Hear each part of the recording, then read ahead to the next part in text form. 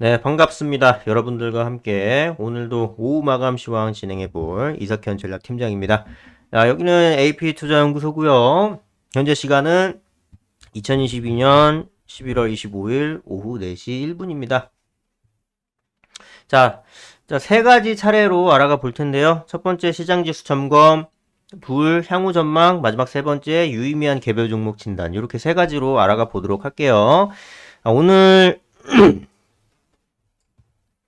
코스피 시장 좀 약보합세로 마무리가 됐습니다. 네, 살짝 좀 이제 오르는 둥 마르는 둥 하다가 이제 약보합세로 마무리가 됐는데, 그렇지만 수급을 보시게 되면 외국인하고 기관이 순매수를 한 모습을 보여줬어요. 이거는 굉장히 좀 장족의 발전이라고 보시면 될 것 같고, 이곳으로 벌써 외국인은 4거래일 연속 순매수를 이어오는 거예요.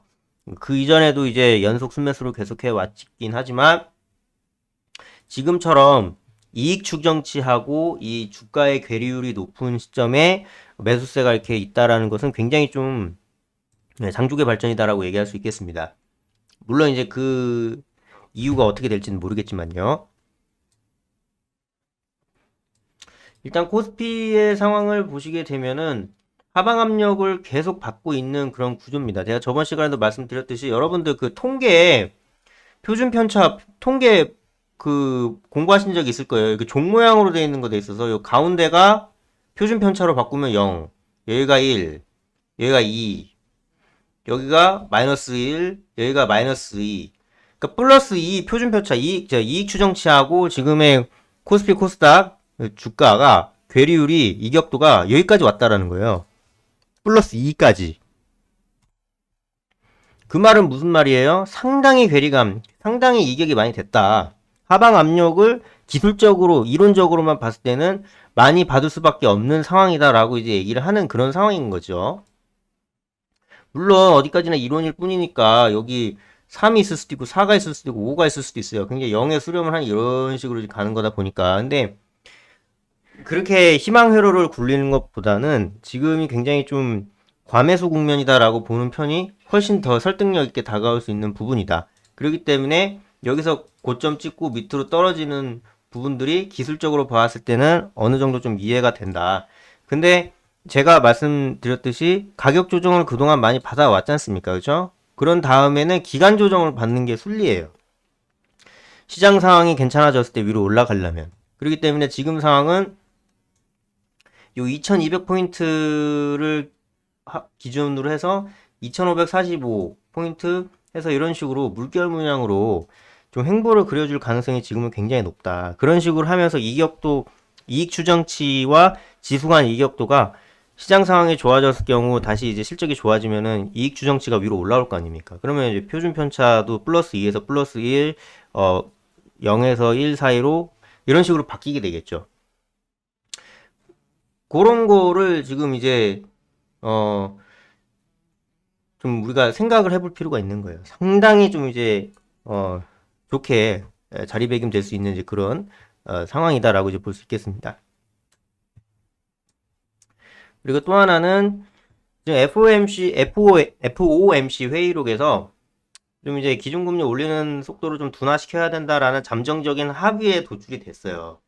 잠정적인 합의에 도출이 됐고, 그럼 이제 최종금리가 5%대가 될 거냐, 7%대가 될 거냐, 이제 그 상황에 지금 이제 우리가 마주하고 있는데, 지금은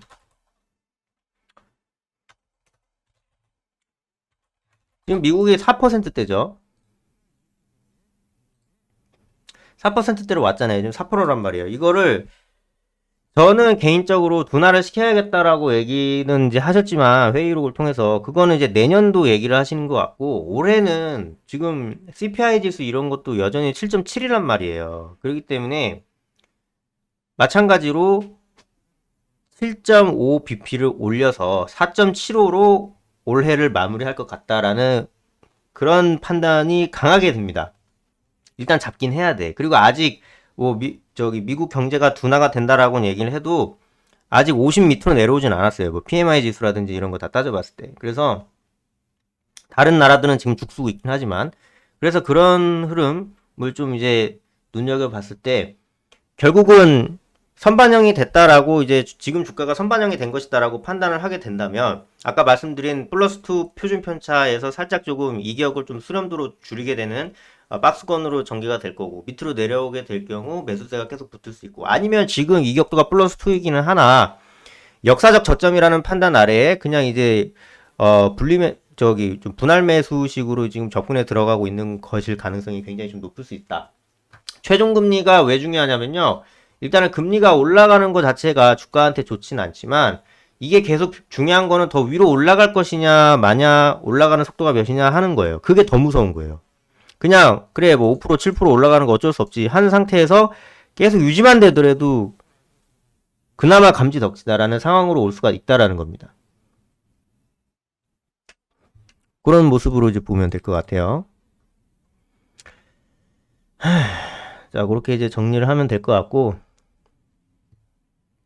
자, 그러면 유의미한 개별 종목 진단하고 이제 마치도록 하겠습니다. 코퍼스 코리아 오늘 상한가 쳤는데, 향후 전망은 좀 안개 속이라고 보시면 돼요. 제가 지금 어느 한 방향을 전달해 드리긴 좀 어렵고, 일단은 이럴 때일수록 현금 보유하는 게 제일 갑이다. 적어도 올해까지는. 그 이후에 또 어떻게 될지 모르니까. 예. 자, 코퍼스 코리아 상한가 쳤는데,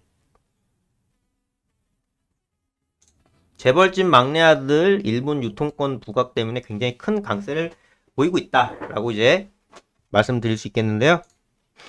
이 친구가 재벌집 막내 아들 일본 유통권을 가지고 있어서 또 한류 드라마 열풍이 돼서 일본으로 가게 되면 더 대박을 칠 수가 있다. 이제 그런 계산을 깔고 지금 이제 상한가를 친 것 같네요.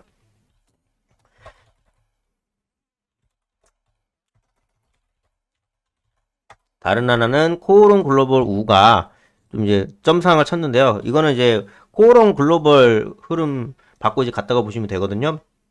네옴시티 기대감. 예, 여전히 네옴시티 안 죽었죠. 그리고 마지막으로 캐릭소프트가 상한가를 쳤어요. 이렇게 캐릭소프트가 상한가를 쳤는데 애니메이션 영화가 중국 심의에 통과했대요. 예. 캐릭소프트가 제작한 3D 애니메이션 영화가 중국 심의를 통과했다. 이 말은 무슨 말입니까? 하나은영이 어느 정도 좀 해소가 된 것이다 라고 볼 수 있겠죠. 그러면 문화 콘텐츠 사업부서를 좀 더 이제 공격적으로 볼 수도 있겠죠. 그렇게 이제 판단하고 가시면 되겠습니다. 자, 이번 주는 이렇게 마무리하도록 하겠습니다. 주말 잘 보내시고요. 저는 다다음 주에 뵙도록 하겠습니다. 감사합니다.